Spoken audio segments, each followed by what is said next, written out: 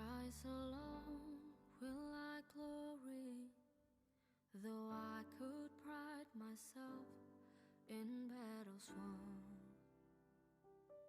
For I've been Shalom, perkenalkan nama saya Saisio Arina. Saya akan menceritakan kehidupan spiritualitas salah seorang rasul, yaitu Rasul Paulus. Rasul Paulus atau namanya sebelum bertobat dikenal dengan Saulus. Saulus lahir di Tarsus di tanah Kilikia dan ia dibesarkan di Yerusalem. Pada mulanya Saulus adalah penyiksa murid-murid Yesus atau pengikut-pengikut Yesus. Dalam Kisah Para Rasul 9 ayat 1-2 dikatakan, berkobar-kobarlah hati Saulus untuk mengancam, bahkan membunuh murid-murid Yesus. Bahkan ia juga menghadap kepada imam besar untuk meminta surat kuasa yang akan dia bawa kepada majelis-majelis Yahudi di Damsyik, supaya jika ia bertemu baik laki-laki atau perempuan yang pengikut Yesus, dia akan membawanya ke Yerusalem. Mulai dari ayat 3, dalam perjalanan ke Damsyik ketika dia sudah dekat dengan kota itu, tiba-tiba memancarlah cahaya dari langit dan mengelilingi dia. Tiba-tiba ia pun terjatuh. Dan Yesus berkata di sana, dalam ayat 5, "Akulah Yesus yang kau aniaya itu. Tetapi bangunlah dan pergilah ke dalam kota, di sana akan dikatakan kepadamu apa yang harus kau perbuat." Setelah mendengar hal tersebut, Saulus pun berdiri, Saulus pun bangkit. Tetapi ketika ia membuka matanya, tiba-tiba ia tidak dapat melihat, sehingga ia haruslah dituntun oleh teman-temannya menuju Damsyik. Selama 3 hari ia tidak dapat melihat, dan selama 3 hari pula ia tidak makan dan minum. Di Damsyik ada seorang murid Tuhan Yesus bernama Ananias. Tuhan Yesus mengutus Ananias supaya menjumpai Saulus di Damsyik dan meletakkan tangannya di atas kepala Saulus.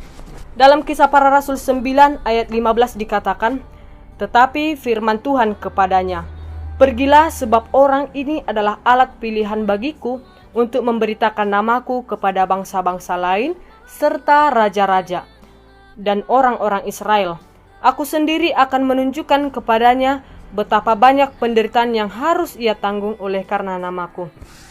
Setelah Ananias bertemu dengan Saulus, Ananias pun menompangkan tangannya di atas kepala Saulus, kemudian berkata, "Saulus, saudaraku, Tuhan Yesus yang telah menampakkan diri kepadamu di jalan yang engkau lalui telah menyuruh aku kepadamu, supaya engkau dapat melihat lagi dan penuh dengan Roh Kudus."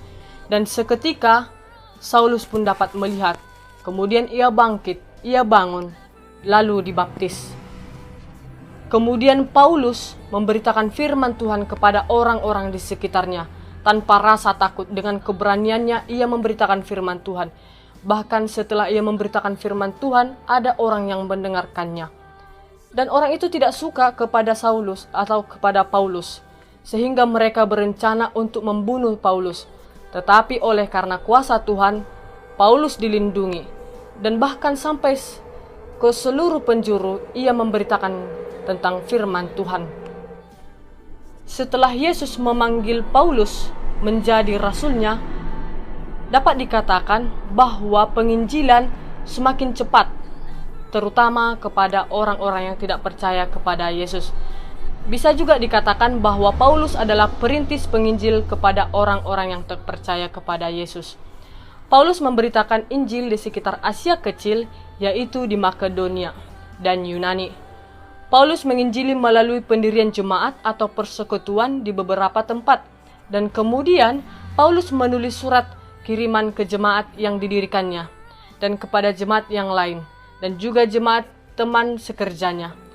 Surat kiriman itu kepada jemaat Roma, Korintus, Galatia, Efesus, Filipi, Kolose, Tesalonik, Timotius, Titus, Filemon, dan Yakobus. Dan yang terakhir, jika saya bertemu dengan Paulus, saya akan berkata kepadanya, penginjilan Paulus adalah suatu hal yang luar biasa. Dengan keberaniannya, ia memberitakan firman Tuhan kepada semua orang tanpa rasa takut. dan saya akan mengatakan kepadanya, saya akan mengikuti jejak Paulus dengan memberitakan firman Tuhan dengan keberanian. Karena saya yakin bahwa Tuhan akan selalu membimbing dan menemani kita sampai kapanpun.